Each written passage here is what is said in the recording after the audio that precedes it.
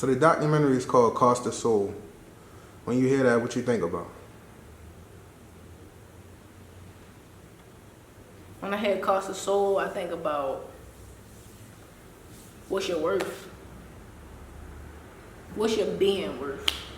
Right? Or how much does your soul cost? How much would you sell it for? Would you sell it?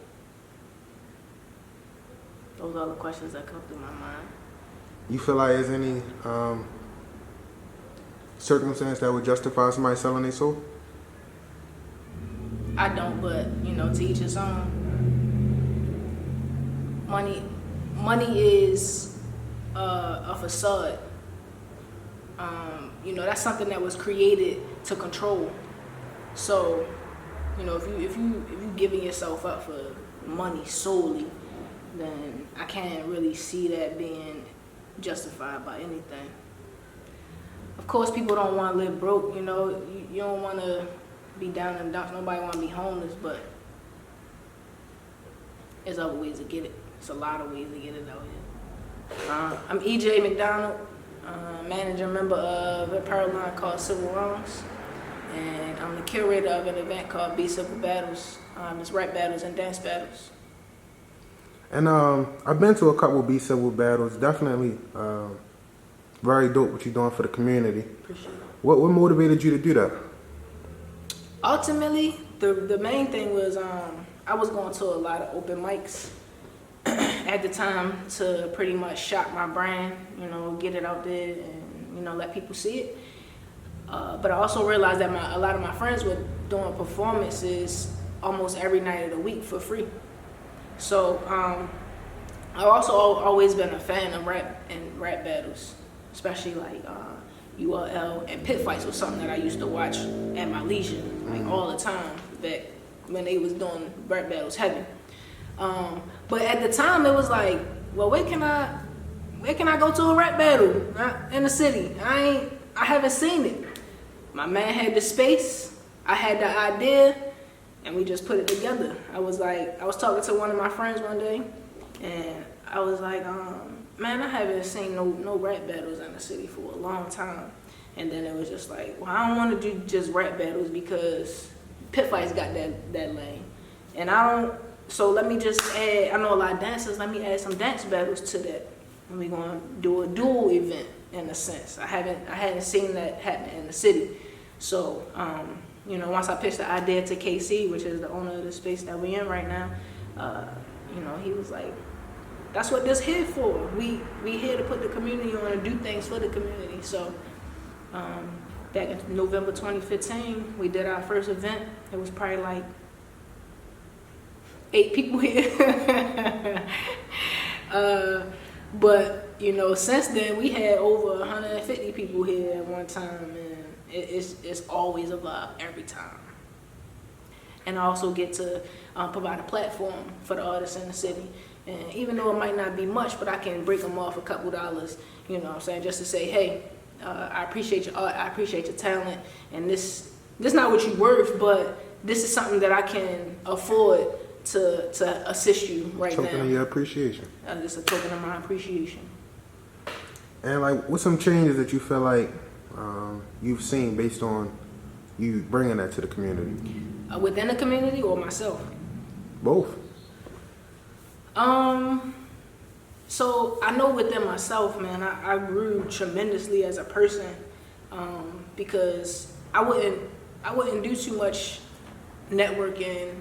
I mean, I would network, but it was like, maybe through another medium, like somebody that I know already, that'll connect me with somebody that they know, right? But being a curator, I have to be that person that's reaching out to people, that's thanking people and talking to them and building relationships with them ultimately. And I started to talk more, I started to interact more, I became more social, more sociable, more approachable also, because initially I'd just be in an event, tucked back in the corner somewhere, once it's over I might try to talk to 1 or 2 people and be out. But, now it's like I probably know 30, 40 people in the room because, I just started building relationships with these people. And for the community, it's kind of surreal. It's really kind of surreal because you never know the type of effect that you have on people until, they express it. And people have no problem expressing to me how they feel about Be Civil, or how Be Civil makes them feel, or how it attributes to what they have going on. People really. Matter of fact, I got a message earlier today from one of my somebody that I met from Be Civil. She ended up coming with her husband one day. I think Nova might have invited her. Shout out to Savannah and Steve. And they came through, and they've been locked in since. And I haven't done Be Civil for a few months now this year. And she texted me and was like, yo, I miss you. I really miss Be Civil. The energy there is amazing. Like, when is the next one?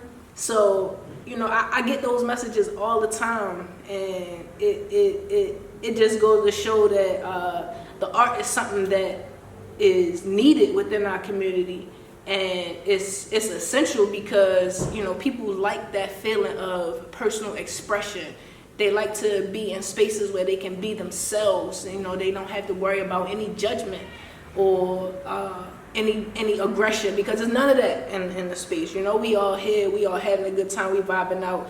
We might not even know the next man, but by the time we leave this space at the end of the night, that's my man. I done connected with them, and I can see myself building a relationship with them. So we linking up, we networking, we growing, we nation building. And you from Baltimore? Born and raised. And what would you say it's like coming up in Baltimore? Well, my experience is probably a little bit different from a lot of people that I know, honestly, because I had both my parents in my life, and I actually have experienced both sides of the city, of the Baltimore community. I've been in the county, since I was younger. My father always loved to live in the county, but then my family is from Cherry Hill, so I ended up having to move to Cherry Hill for a little while, and I done lived in East, West, South. I've been all over the city. And I haven't really been in the streets because my parents, were gung-ho on keeping me out.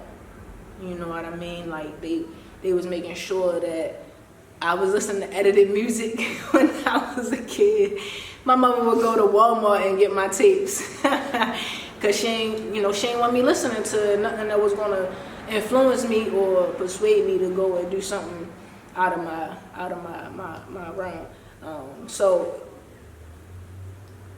at the same time, I got friends that I went to middle school and high school with that ain't here no more because they took another path. Instead of trying to figure out what their life path was, they might have got caught up in the streets. And although I never really been in the streets, I know what it's like, because I know people that's within them. And I know that it's gritty. I know it get hard in the streets, just trying to figure out how you're going to survive, where your next meal coming from. It's hard in Baltimore, but I always feel like Baltimore is two cities. And I mean that from a standpoint of race and status. All right, so what's some qualities that you feel like are needed to make it out of Baltimore? I know one thing's for sure, you definitely gotta have some type of purpose and ambition. If you don't have no ambition to make it out the city, it's probably gonna be real hard. It's easy to get stuck in the limelight of the city. It's easy to get caught up in the allure of the city. So purpose is definitely one of the main things. Gotta have some ambition and some drive, and I feel like those things, including those things in conjunction with resources and a good network can help propel everybody from out the city. And what would you say helped you find your purpose?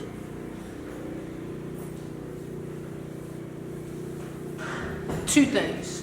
I think just being myself and wanting to figure out who I am as a person helped me find my purpose, as well as the people that I started surrounding myself with.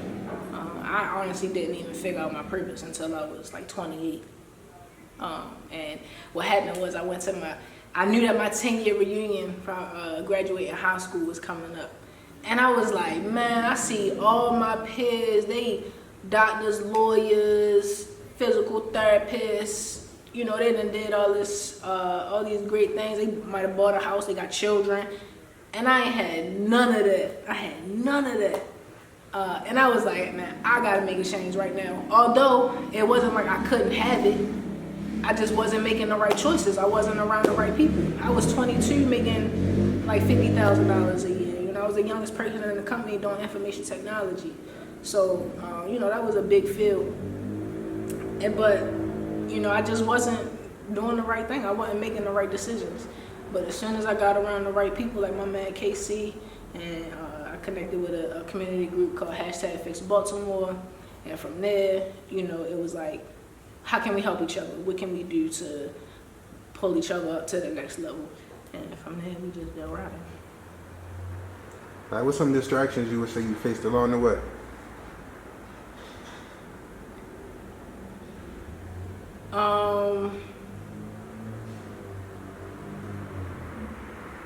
I think my biggest distraction is self-doubt. A lot of times I feel like I can't accomplish it. But a little bit of reassurance go a long way, because here it is almost 5 years later, and you know, I've been doing my own thing for quite some time. So, you know, that self-doubt, usually it might hit me in the head sometimes. It'll surface, but my passion and my purpose and my ambition is much stronger than any self-doubt. Powerful. And like, what does success look like for you? Being able to do what I want to do. That's it. Just having the freedom of time and, you know, not being dependent upon anything or anyone. You know, that's success to me. It ain't necessarily all about money. Because I know some people that feel like, you know, they've achieved success just because they don't got to punch a clock every day. You know, they got time to do the things that they want. They can spend time with their children. They can take a trip or whatever. You know, and they might not even have that much money. But it's like, I can make my own decisions and I don't have to wait for anybody to approve or deny them. And you feel like somebody can be broke and successful? Yep, I do. And what would that look like? Because success ain't all about money. I don't think Big Gaddy was rich. You feel me? And if you from Baltimore, you know who Big Gaddy. Everybody know who Big Gaddy is. Big Gaddy left a legacy in the city. She was successful at what she did. She fed thousands and thousands of people. And I know for a fact that she wasn't rich. A good example. So if you had to pick between money or love, what would you pick? That's hard. I love money, right? But that's a tough one. I gotta think about that for a second. Let me process it for like one more Take your second.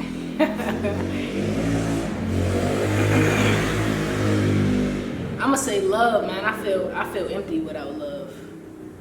For real. I need that type of energy to keep me going. You know what I mean? Even though love don't pay the bills, people that love you can help you, if nothing else. Money. Billionaires with money kill themselves. They off themselves because they ain't got no love around them. So, you know, money don't bring happiness. That's cliche, but it's true. And love is that type of energy that just keep coming and going. It just reciprocate and then funnel through. It's like a cycle. And what does it mean to have soul? have soul, it means to be alive. To have soul, it means to be aligned with self. And with that being said, would you say someone with soul is more or less likely to be successful? I think if you got soul, you got the means to be successful for sure. That's sweet. I like that. And so when people say someone sold their soul, what do you feel like they sold? When people say someone sold their soul, I feel like they sold their means of thinking for self. If you sell your soul, and you gotta worry about a puppeteer, you gotta worry about doing things for other people. And if you don't do those things for those people, it's gonna come back on you. And it might fall on you like a ton of bricks. And a lot of times that's what happened. So if you won the lottery tomorrow, like what would you do with that money? I would open up a community center for children or the youth. And I would put like a STEM program in it and give them resources that they might not already have access to. I know people that give a lot of love too, but they don't get that love in return. Because people just for themselves. So like what you feel like separate your experience from the people that don't have the love in them? I know who I am, and I've always had love around me. Like my parents was big on giving love. My family is always giving love, and they know handshaking, we hugging, we kissing. You know what I'm saying? So love always been around me. Everybody don't have the opportunity though, and that's unfortunate. But it can be the state of the city. And you went over all the questions I had for you, but I mean, like, what can you say to the people that's gonna watch this and be like, man, like I really like what you're doing for the community. Like, I just don't know where to get started. Whenever people ask me how they can get started, I always tell them to like look within. And that might not be much of any advice, but it's probably the truest thing that I can say, because that's my brands are who I am and who I'm around, right? So Civil Wrongs is a rebellious uniform, or a uniform for rebellious people. I'm a rebel to my core, and I always have been. But it took for people to see the greatness in me for me to pull that out. So surrounding yourself with like-minded people and looking within and trying to figure out or find what your purpose is the biggest thing. And stay true to you.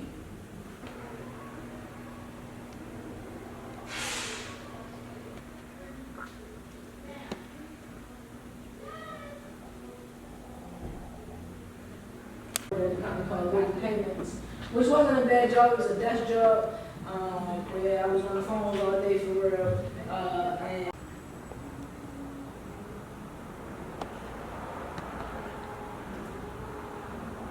I would be thinking like, damn, all these cars outside, like, what the fuck do they do? Like, why they not at work?